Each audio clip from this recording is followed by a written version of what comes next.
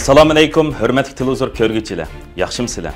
Dunyo qurultiyi Tor televiziyasining kunlik xabarlar programmasiga hammanglar xush kelibsizlar. Men Iftixor Abdurashid.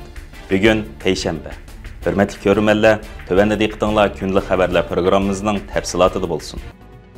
Kanada chegara halqıgan bastırış meselesini G7 kun tartibiga kirgizib, ba'zi konkret tadbirlar ilish va maxsus mexanizm qurish uchun tunji qadamni bosgan. Mush ayning 17-kuni Kanada Bosh Ministerligi tor betida bildirilishicha, Kanada chegara halqıgan bastırış meselesini G7 kun tartibiga kirgizib, ba'zi konkret tadbirlar ilish va maxsus mexanizm qurish uchun tunji qadamni bosgan. Bu tor betda e'lon qilingan bu vaqtdagi maxsus bayonotda mundaq yozilgan. Biz G7'nin rehberleri devlet halkıgan bastırış doğrusidagi dokladlarının köpeyişinden qattiq endişlendik. Chegara halkıgan bastırış amaliyotda chet ellarning qonunsiz aralashishi va tajovuzchilikning bir shakli bo'lib, davlatlar yoki ularning vakolatchilari chegara sirtidagi shaxs yoki muhojiratdagi jamoatni qo'rqitish, parakanchilik silish, ziyonkashlik qilish yoki zo'rlashga urindi.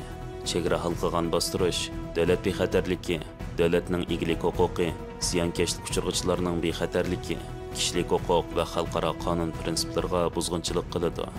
Chegara halqıgan bastırış hamisha o'qituvchilar, jurnalistlar, kishilik huquqni qo'g'duvchilar, diniy ozzonliklar va muhojiratdagi jamiyatning bir qismi deb qaralganlarga ta'sir ko'rsatadi.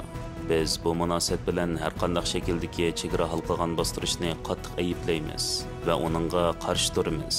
Bu bayonot yana chegara halqıgan bastırışning shakllari va navbatdagi ifodalari haqida tafsiliy to'xtalgan bo'lib, parakanchilik, hujum qilish, tutqun qilish yoki qasdlab o'ldirish qatorliq jismoniy zo'ravonlik tehdidi yoki harakatlari ba'zi davlatlarning xalqaro organlar va hukumatlararo tashkilotlar bilan bo'lgan hamkorligini qalaymaqon ishiltib, chegara sirtidagi huquqini qalaymaqon ishiltish, terrorlikqa qarshi turish va tahqiqlashni bahona qilib, xalqaro qoida qonunlarni manfaatlarga ishiltish, shaxslarni tutib qilish, majburiy qaytarish yoki bostirish, pasportni musodir qilish, hujjatlarni inovatsiz qilish yoki konsul mulozimatini rad qilish orqali majburiy qaytarish, raqamli davlat halqıgan bostirish, ayollarni nishon qilgan zaharlik chekimlik va jinsiy axloqsizlik harakati, moslashishga zo'rlash, ovozni bostirish, tahdid silish, tuhmat qilish yoki o'chilish, jasuslik yumshoq detali va tor qurollarini qalaymaqon ishlatib nazorat qilish hamda jismoniy jihatdan parakanda qilish va iz qo'g'lash, xaker hujumi qilish yoki tor parakanchilik qilish va oila a'zolariga bevosita yoki yoshirin tahdid silish qatorliq davlat halqıgan bastırishning amaliy ifodalarini bir ta'kidlab o'tgan. Bu bayonotda yana chet ellarning tahdidi va ularning vakolatchilarining chegara sirtida fuqarolarni xohlagancha tutib turish qatorliq tahdidlarga davomli uchrayotganligini ta'kidlab, biz bu tahdidga taqobil turishda fuqarolar jamiyati, akademik va xususiy egilikni o'z ichiga olgan barliq sheriklarning o'ynagan muhim rolini e'tirof qilamiz. Biz 2025-yili 2-oyda Ottavada o'tkazilgan G7'de o'ttirib qo'yilgan davlat halqıgan bastırış dialogidan kelgan harakat tavsiyalarini qarshi olamiz va nishon qilinganlarni qo'g'dashning konkret strategiyasini tuzib chiqamiz. Biz G7'ning 2018-yillik yig'inidagi Charlie Walkersning demokratiyani chet elning tahdidini qo'g'dash va'dasiga asoslanib, G7'ning rahbarlari chegara halqıgan bastırış haqida o'rtaq tonish hosil qilib, tonishni o'stirib, chegara halqıgan bastırış qarshi harakati bilan shug'ullanuvchilarning moliya yordamini oshirib, mas'uliyatini ilgari surishga va'da beramiz deydi. Bu bayonotda bu tirishchiliklarning bir qismi sifatida kishilik huquq va demokratiyaga qarshi davom qilayotgan dunyoviy tahdid va uning ta'siri haqida tez inqos qaytarish mexanizmi va tonishni o'stirish, hamkorlikni ilgari surib, G7'ning tez inqos qaytarish ramkasini tuzib chiqamiz. İlgari surish tadbirlari chegara halqıgan bastırishga qarshi turishda mashg'ulot, diplomatiya, siyosat, qonun chiqarish va jamiyatning qatnashishidagi eng yaxshi tajribalarning yig'indisi hamda G7'ning dunyo miqyosida eng yangi texnikani cho'rdigan holda uchurdan tang bahrlanish va tor hujumlarga eng tez va birlikda taqobil turish jarayoni qatorliq taxmin keng tashabbuslarni asos qildi. Biz G7 rahbarlari hamkorlik mexanizmi chegara halqıgan bastırishni vaqtida bayqash uchun texnika orqali bayqash mexanizmi va amaliy qo'llashni yo'l qo'yib, hamkorlashuvchilarni eng yangi texnikalik tahdidlarni vaqtida bayqash va uning taqobil turishdagi texnik mahorati va qurollari bilan ta'minlaydi.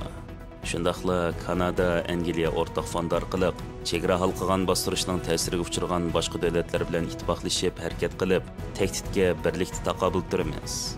Bexatarlikni qo'g'dash, torda va tor sirtida fikr bayon qilish erkinligini o'z ichiga olgan kishilik huquqni qo'g'dash va egilik huquqimizni qo'g'dash tirishchanligimizni hassilab oshirmaymiz deganlarni o'ttirib qo'ygan. Dünya Uyg'ur qurultiyi mazkur bayonot haqida o'zining ijtimoiy aloqa vositalarida mundaq bildirgan. Cihetining chegara halqagan bostirish siyosatiga qarshi maydonning aniq bo'lishi va buni chet el kuchlarining tajovuzchiligining bir shakli deb ifodalashi olqishlashga tegishli ishdir.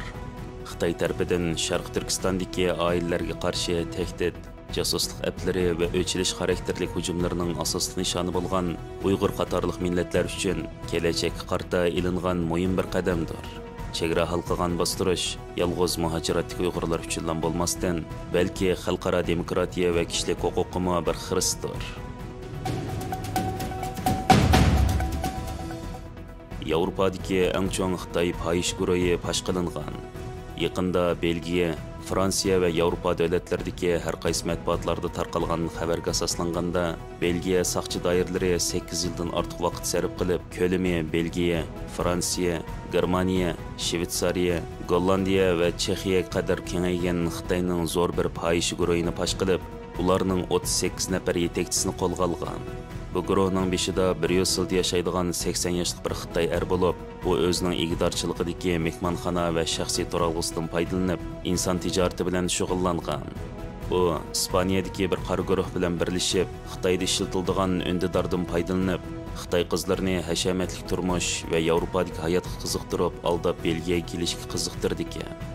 Yemchiklar Belgiyaga kelgandan keyin ularga uy ijara olib berib, ularni bir davlatda oz deganda 2 yil payish bo'lib yashashga majburlagan. Bu qora guruh 2 yildan keyin bu payishlarning turayotgan davlatini almashtirdi ekan. Bu shaklda nurg'unlagan Xitoy qizlari bu jinoyatning qurboniga aylangan ekan. Belgiya adliya organlarining bildirishicha, bu payishlar guruhi yana odam o'ldirish, pul yuyish, soxta rasmiyatlar yasash qatorliq ko'p xil delolarga chetildi ekan. Belgiya doiralari bu deloni Yevropa miqyosida taralgan bu guruhning qoldiq kuchlarini qo'lga olish uchun 2017-yildan beri maxfiy tutgan va izchil tekshirishni davomlashtirgan.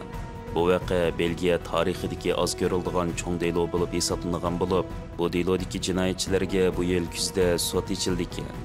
Buningdan ilgarimi ba'zi Yevropa davlatlarida bu Xitoy jinoyat guruhining bir qism a'zolarining qo'lga olinganligi to'g'risida xabarlar tarqalgan edi. Belgiya Federal Ko'chmanlik markazi bu da'voga bir ijtimoiy qurilish va da'vogar sifatida qatnashgan bo'lib, ularning bildirishicha, bu da'voga aloqador bir ziyonkashlik uchirg'ichining 2023-yili o'ldirilganligini, bu da'vo qetilishdagi maqsadining bu ziyonkashlik voqeasiga munosabatlik bu Xitoy guruhini jazolantirish va qonunsiz tafovutini musodir qilish ekanligini bildirgan. Hürmetli ko'ruvchilar, yuqorida diqqatingizga kunlik xabarlar programmamizning tafsilotini sundik. Kelar qitimliq sonimizgacha ko'rishgacha omon bo'lgaysizlar. Stansiyamizning YouTube kanaliga a'zo bo'lishni unutmang. Xayr xo'sh.